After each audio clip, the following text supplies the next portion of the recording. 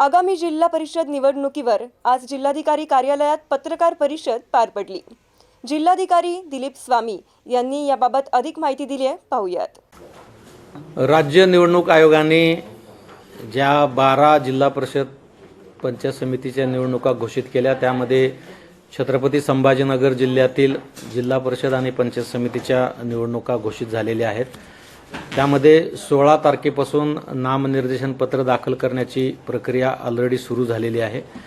यामध्ये आपल्या जिल्ह्यामध्ये एकूण 63 गट आणि 126 गणासाठी 5 फेब्रुवारी रोजी मतदान प्रक्रिया पार पाडली जाणार आहे आणि त्यासाठी जिल्हा निवडणूक यंत्रणा पूर्णपणे सज्ज आहे। प्रत्येक तालुक्यासाठी निवडणूक निर्णय अधिकारी आणि सहाय्यक निवडणूक निर्णय अधिकारी घोषित करण्यात आलेले आहेत, त्यांचे आदेश पारित करण्यात आलेले आहेत। जिल्ह्यामध्ये एकूण 18,73,054 मतदार या जिल्हा परिषद पंचायत समिती निवडणुकीमध्ये मतदान करणार असून त्यासाठी एकूण 2,282 मतदान केंद्र आस्थापित करण्यात आलेले आहेत। या 2,222 मतदान केंद्रावर जे निवडणूक अधिकारी कर्मचारी लागणार आहेत ते जवळजवळ 10,048 कर्मचाऱ्यांची आम्हाला आवश्यकता असून 12,000 कर्मचाऱ्यांचे आदेश आम्ही ऑलरेडी तयार ठेवलेले आहेत। जिल्हा परिषद आणि पंचायत समितीच्या दोन्ही निवडणुका ह्या एकत्रित होणार असल्यामुळे प्रत्येक मतदान केंद्रावर येणाऱ्या प्रत्येक मतदाराला 2 मतं द्यायची आहेत, एक जिल्हा परिषदच्या उमेदवाराला, एक पंचायत समितीच्या उमेदवाराला। त्यासाठी जे इलेक्ट्रॉनिक वोटिंग मशीन लागणार आहेत, मतदान यंत्र लागणार आहेत, ते जिल्ह्यामध्ये आम्हाला कंट्रोल युनिट जे लागणार आहेत ते 2,512 लागणार आहेत आणि बॅलेट युनिट जे आहेत ते 5,024 लागणार आहेत आणि त्याची उपलब्धता आपल्या छत्रपती संभाजीनगर जिल्ह्याकडे ऑलरेडी आहे। त्या व्यतिरिक्त काही यंत्र आम्हाला नांदेड जिल्हा प्रशासनाकडून घेण्यासंदर्भात आयोगाकडून सूचना प्राप्त झाल्यात। त्या यंत्र आम्ही उद्या नांदेडवरून या ठिकाणी आणणार आहोत आणि उमेदवारांच्या ज्या मशीन हा एक अत्यंत नाजूक विषय असतो, या सर्व मशीनची तपासणी आणि क्लिअरन्स, त्यांचं फर्स्ट लेवल क्लिअरन्स ज्याला म्हटलं जातं FLC, ते आम्ही सर्व पॉलिटिकल पार्टींच्या पदाधिकारी, मीडिया आणि इतर सन्माननीय लोकांच्या उपस्थितीमध्ये आगाऊ प्रोग्राम जाहीर करून त्या मशीन क्लिअर केल्या जातील आणि त्याचं रँडमायझेशन करून प्रत्येक तालुक्याला त्या मशीन वाटल्या जातील। उमेदवारी अर्ज भरण्याच्या संदर्भामध्ये तालुका स्तरावर आम्ही मार्गदर्शन कक्ष लावलेला आहे, तयार केलेला आहे।